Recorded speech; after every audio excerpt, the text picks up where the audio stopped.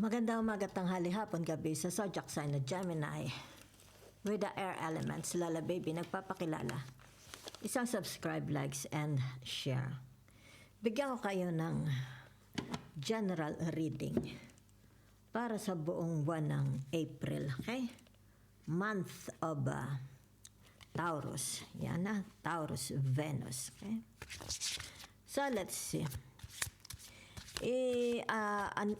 I-mind lang po ninyo, okay? Kung alin dito, okay? Kung kayo'y makaresonate, yun lang po, ha? So, let's see, okay? The energies surrounding you sa buong buwan ng April para sa mga Gemini. Bankrupt. Ala pa. Yan. Ano ito? Magde-declare ba kayo ng bankruptcy? Yan, ha? Oh, yan. Merong bankruptcy. It's like magde-declared, ha? For the month of April. Moving on. Thank you. Next. Yan, ha? So, maaari ito sabihin na nating magko-close na. Okay? Ko-close na. So, it's more about panimbago na uli. Okay? Panimula. For the month of April. Whatever is this, maaari sabihin na natin for the past, nakakaranas na kayo. So, ito yung tinatawag, declaration na ng bankruptcy. Kailangan na uling mag-move on. Diba? It's like, sige, natumba ka, tindig uli. Diba? Yan, oh. Yan. It's like, ay pasaan ka Gemini. Ala, ako'y pupunta sa ibang lugar kasi may dala-dala kang bagpak. Diba? Yan. It's like tinatawag salamat. Thank you sa experience. Thank you sa whatever. Diba? Sa mga tao. Yan, ha. Nagpapasalamat naman kayo. Diba? Kung magkaroon man ng bankruptcy, wala nang magagawa. Diba? So, ibig sabihin nito, ay, move, di ba? Ganyan, maganda attitude ng Gemini na ito. Aba, kung nagkaroon ng bankruptcy, alam nga namang anong gagawin, masakit man, di ba? Pero kailangang mabuhay, di ba? Hindi madali ang buhay.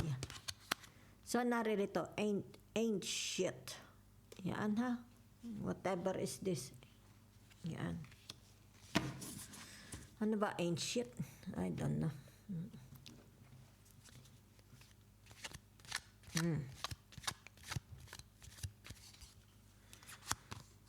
I can't even look at you right now. Sino ito ay hindi makatingin sa inyo ng diretsyo? Okay? Yan. Hindi siya makatingin. Siguro ito yung mga nakalaban ninyo. Di ba? Okay.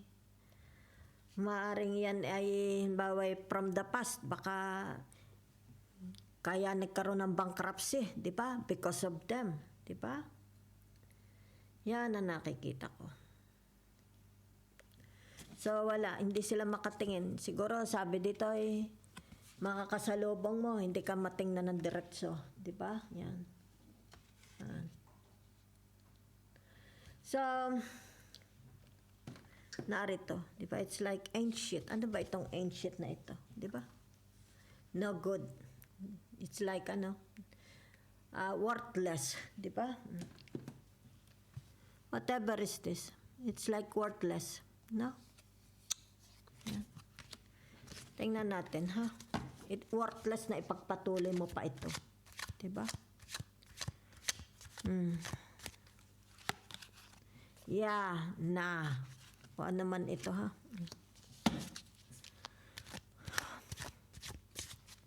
Para kayong urong sulong, diba? Yeah, na. Okay? Your family won't like, hindi daw kayo, yan. O maaring sila, di ba? Maaring yung pamilya mo, hindi gusto yung mga nakakadil nyo, yung mga friends ninyo, di ba? Kung sino ito mga ito, yan, no? So, it's like nakikita dito, sila, di ba? Sinasabi nila sentiments sa iyo, yan. Ayaw daw ng pamilya mo sa kanya. Okay? Kung sino bagayaan tao sa taong nasa paligid nyo, di ba? Mari ang sagot mo ay, oo nga, ay, hindi. Diba? It's like you're not sure. Pabago-bago. Family and tribe. Yan kayo, diba? Yan. Ibig sabihin nito, importante sa inyo, diba? Ang pamilya. Ang pinagmulan, diba? Ang bahay, diba? Yan. Okay? With the number 20. Okay? So, naririto, help from above. Okay? May tulong. Okay?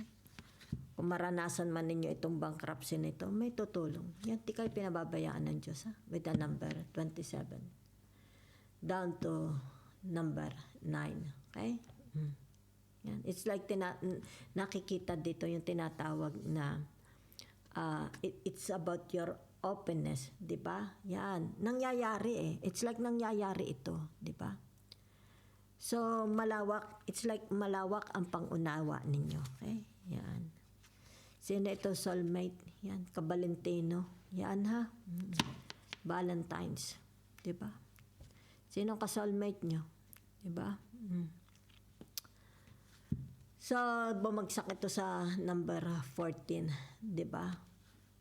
Soulmate mo ba asawa mo? Soulmate mo ba ang teka muna, kaibigan mo, kung sino. It's more about tinatawag na romantic, it has something to do about romance, okay? So, let's see. For the month of April, ha? Yan, kita ninyo. Okay? So, ito yung tinatawag may darating, okay? Maaring sa family, di ba? Additional family members. Maari ito yung merong celebration, binyagan, kasalan, di ba? Maaring merong tinatawag na gumaling sa pagkakasakit, di ba? Maaring dito yung makaka-recover, di ba? It's like dito, yan. Makaka-recover sa kanilang pagkalugi, bankruptcy, di ba? Maaring dito yung tinatawag, nakaka-move on na siya, di ba? Yan. So, ibig sabihin nito yung tinatawag na yan, di ba? Nakaka-move on na. Yan ha. Maaring new partnership. Maaring sabihin na natin baka meron ditong magre-renew ng wedding bells, di ba? Yan. Maaari din naman sabihin natin baka may makikilalang bagong pag-ibig if you are single, di ba? Yan. It's like dito, help from above. Yan ha. Kasi manifesting ito, especially ngayong month of April, di ba? Kita ninyo yung tinatawag family ties, di ba? Masyadong intact. Masyado yung tinatawag na family closeness, di ba? Okay.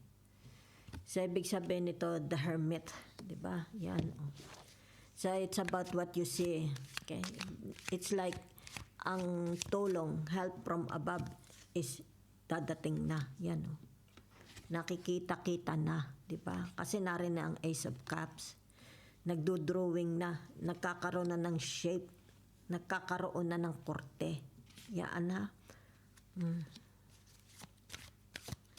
Na nabivisualize nyo na. It's like nabivisualize mo na. Okay?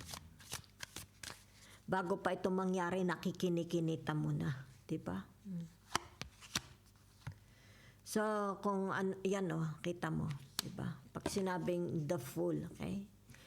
Ibig sabihin nito, you are ready na for the month of April. Okay? Ito man is sorpresa, challenges, opportunities, doors opening, love, romance. Yan, ready ka na. Okay? Yan. Hindi ka na natatakot. Hindi ka na natatakot sumugal. Hindi ka na natatakot makipagsapalaran. It's like sanay na sanay ka ng mahulog sa bangin. Tuwing mahuhulog sa bangin, akyat uli, di ba? O, di ba? Antindi, ano? So, tingnan natin, ha? Naandarga yung aking video.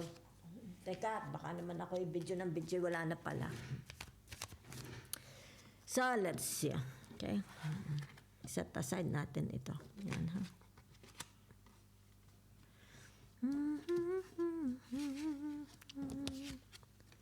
La, la, la. Para sa mga Gemini. Okay? So, ibig sabihin nito, yung tinatawag na yan, ha? Ito, di ba? Kung ano ito, it's like magkakaroon dito ng declaration, i-declared ang bankruptcy. Di ba? Yan, o. Okay? Okay? So, maaring for some of you here, pwede rin ito yung tinatawag na annulment, di ba? Ibig sabihin nito, ano na, lulusawin na ang kontrata. Yan. Kung saan man kontrata, okay? Kontrata sa asawa, kontrata sa trabaho, kontrata sa networking, lulusawin, baka social media, lulusawin na rin, di ba? It's like sasarado na ang Facebook, sasarado na ang platform, di ba yan, no? Di ba? Yan. Ibig sabihin nito, maaring sabihin na nating mag-ano na lang siya, di ba? Magsosolo. Yan, ha? Halimbawa, kung nasa partnership, magsosolo na lang siya, di ba? Pwede rin naman ito yung tinatawag, hihiwalay siya sa kanyang pamilya, di ba? Yan, oh. It's like tinatapos na niya yung kanyang tinatawag na it's yung tinatawag na hindi na siya aalis na siya sa part of member. Sabihin na natin, baka lilipat na siya ng bahay, di ba? Baka ano na siya, magsosolo na siya ng pamumuhay, di ba? Kung hindi man kayo yan, someone, meron sa kapamilya nyo, di ba? Maaari ito'y single parent, di ba? O mga anak, di ba? Yan. Magwawatak-watak, magkakaroon ng pagwawatak-watak. So, ibig sabihin ito yung tinatawag na paninindigan, di ba? Yan, pinaninindigan ng taong ito. Okay? Kung ano itong, halimbawa sabihin na nating, halimbawa, magbe-break ng contract, ano? Yan. O kaya aalis na siya sa isang partnership. Yan, ha? Paninindigan niya dahil yun ang gusto niya, di ba? It's like gusto niya ng bago. Maybe gusto niya ng bagong relationship, bagong bahay, bagong trabaho, bagong environment, di ba? Yan, oh. Paninindigan na, okay? Yan. Hindi niya ito pagsisisihan, okay? So, naririto ang tinatawag na the nine of wands. Yan, ha? So, ibig sabihin ito, yung tinatawag na bukas. Okay? Bukas siya. Bukas ang kanyang tinatawag na pag-iisip. Diba? Yan. Sa challenges. It's like they love challenges, 'di ba? Bukas ang kanyang kaisipan, 'di ba? Yan. Kita mo dito. Kaya dito kita mo. Pasaan ka ga, Gemini? Kamay pa uwi, pasaan ka ga, 'di ba? Hindi, oh. Ibig sabihin nito, ala. Ako may pupuntahan, 'di ba? Oh, ay paano nanay tatay mo? Paano ang sawa mga anak mo, 'di ba? Kasi meron dito, it's like breaking up na, 'di ba? Yan. So, ibig sabihin nito yung tinatawag tayo muna kailangan kumbaga dito kailangan ko pa ito titikman, 'di ba? Kailan ko pa ito gagawin, 'di ba? Kung hindi ko ito tinatawag na pupuntahan, it's like pag nagpunta ka sa mountain of Yakuza. Halimbawa, nagpunta ka sa bundok ng Tarurot, di ba? Ibig sabihin, maaring doon ka na, hindi ka na magbabalik, di ba? So, ito yung tinatawag, there is no turning back. Once you leave this relationship, there is no more turning back. ito yung tinatawag, doon ka na uli magsisimula. Doon ka na uli gagawa ng bagong kasaysayan. Maaring doon ka na uli mag-aasawa, magtatayo ng pamilya, ng bahay, ng kinabukasan. Diba? So, yan ang nakikita ko for you. Okay? So, ano ito? Kaya dito kita nyo, bukas na bukas yung isip mo. It's like, tinatawag na, bago nila ito na makita, nakikinikinita mo na ano itong gusto mo. It's like dito hindi ka natatakot, di ba? Kumbaga dito, alay, sanay naman akong mahulog sa bangin. Diba? Yaan. Ay, kung hindi ko to pupuntahan. Diba? Kaya dito, ito yung tinatawag, binubuksan mo na kung ano man ito. You're very, very excited kung ano man itong tinatawag bagong relationship. Diba? Bagong commitment. Maaring bagong asawa, bagong trabaho, bagong school, bagong bundok ng arurot. Yaan, ganyan ha. Yun ang ibig sabihin. Yan.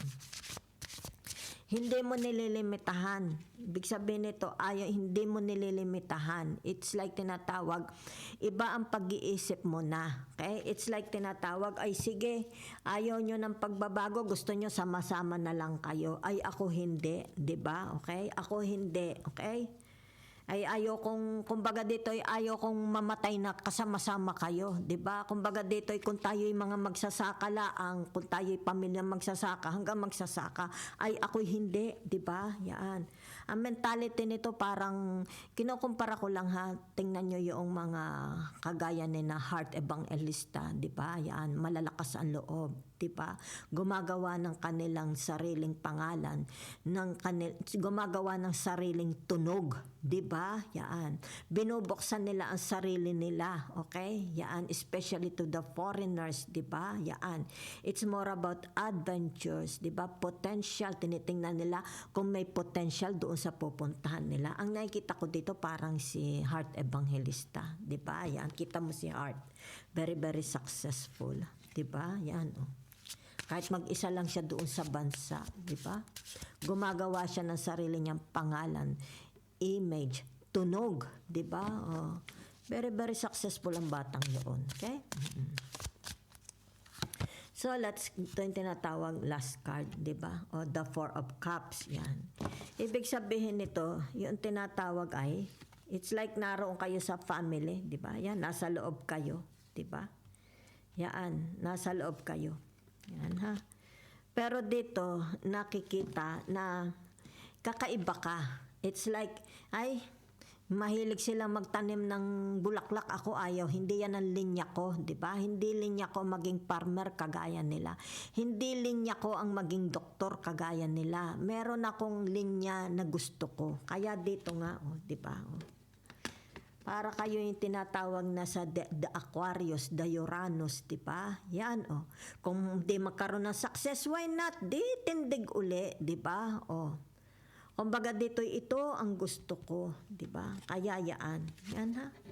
So, ibig sabihin, it's like tinatawag, di mo naman pwedeng sabihin you are the black sheep of the family, di ba? Unique ka lang, di ba? May pagka tinatawag, rebellious ka, di ba, Gemini? Yan. Kumbaga dito yung tinatawag na mas gusto mo yung outside, yung mas malayo, kung mas malayo ang mararating mo, di ba? Yan. The better, di ba? Mas enjoyable, di ba? Kesa sa narito ka lang, di ba? Kaya dito pinuputol mo na. Hindi naman ibig sabihin yan, ina-abandon mo na sila. Pinapakita mo lang, iba ka, di ba? Iba ka sa kanila. Okay? So, for the month of April, ha? The 8 of Wands. Yan, ha? Okay. So, ibig sabihin nito, yung tinatawag, ikaw is very, very responsible. Di ba? Kahit humiwalay ka sa kanila, ibig sabihin nito, yan tinatawag na hindi mo sila kalilimutan. Di ba? Yan. Hindi mo sila kalilimutan. Yan, ha? Kaya ka lang, ibig sabihin nito, yung tinatawag, masyado ka lang bold and daring. Di ba? Yan. Yan, ha? So, nakikita dito yung pagiging good parental, 'di ba? Good parents, okay? Mapag-alaga kayo, okay? Sa mga anak, 'di ba? Mabuti kayong magulang, mabuti kang ina, mabuti kang ama. Kahit sabihin pang ikaw ay single parent, 'di ba? Yaan. Hindi mo pababayaan ang iyong mga supling, anuman ang mangyari, 'di ba? Pero meron ka ring pangarap, 'di ba? Ang pangarap na 'yon kasama sila, 'di ba? Kung ano man yan, ha? It's like tinatawag may migration. Maaring sabihin natin, isasama mo ang mga anak mo papunta sa ibang lugar. Di ba? Walang iwanan. Kung saan naroon si Gemini, kasama na rin ang mga anak niya. Di ba? So, ganon katindi ang pagmamahal ni Gemini sa mga anak niya. So, lumabas dito ang tinatawag the Six of Swords. Di ba? Okay? So, ano ibig sabihin ng the Six of Swords? Okay? Tinatawag na, ayan, bukas, di ba? Yan. It's like meron dito, yan ha, yan, meron ditong bata, di ba? Meron ditong aso, di ba? So, it's more about, nakikita ko dito marriage, successful. Merong iba sa inyo, successful ang kanilang marriage life, di ba? It's like tinatawag na walang hirap, 'di ba? It's like soulmate sila. Kaya dito kita mo, soulmate sila, 'di ba? Yan. Kita mo family tribe, 'di ba? Dito dinidescribe yan. Pero may mga Gemini din sinasabi, mga single parents, 'di ba? So ito siguro mga Gemini, sabi natin yan, generation Gemini, di ba? It's like tinatawag, ang kanyang magulang isabihin na nating may karinderya, ayaw niyang magtrabaho sa karinderya, di ba? Ayaw niyang mag-take over ng karinderya ng kanyang magulang, may gusto siyang kanya, di ba? Kasi kumbaga dito, mas kitang-kita mo naman, 'di ba? Yung tinatawag na ambisyon, anong gusto ng the Gemini, 'di ba? Kumbaga dito yung tinatawag, abay kailangan niyang tikman, kailangan na niya itong gawin. Kung magkaroon ng tinatawag na pagkabigo, 'di ba? Yung tinatawag na failure, walang problema, di bangon uli, 'di ba? Bangon, ganun lang naman 'di ba? Yaan ha. So, ibig sabihin, kung may mga successful dito, maybe sabihin na natin meron ditong pagliliwaliw na mangyayari in the month of April, 'di ba? Baka magbabakasyon, 'di ba? Yaan. Kasama ang aso, mga anak. Meron din dito yung tinatawag migration, baka itong si single parent na the Gemini, bibit-bitin na niya yung kanyang mga anak, pupunta sila sa ibang lugar. Diba? Yan. So, meron naman ditong the Gemini, ibig sabihin nito, hindi siya lang ang kakaiba sa pamilya. Diba? Kumbaga dito, siguro yung mga kapatid niya, pag sinabi, mag-aral ka ng nursing, gusto kita nurse, gusto kita doktor, sumusunod. Diba? Pero dito, the Gemini is hindi. May pagka-rebellious ang the Gemini na ito. So, that's it I see for you for the whole month of April. Diba? Yan, Ibig sabihin nito, kung ano man ito, it's like tinatawag darating ito.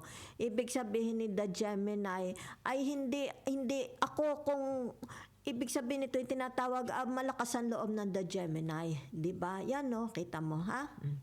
Malakas ang loob niya. It's like kung ano yung kanyang nakita, kailangang mangyari ito. Hindi na ito makakapaghintay. Diba? Yaan. So, Gemini is full of tinatawag na positivity, inspiration, diba? Motivation. Yaan. Para dito sa bagong kung ano man itong tinatawag na manifesting for the month of April. Okay? Maari ito'y love romance, maari ito'y something to do about career, trabaho, diba? Relationship, interaction, networking. Yan ha?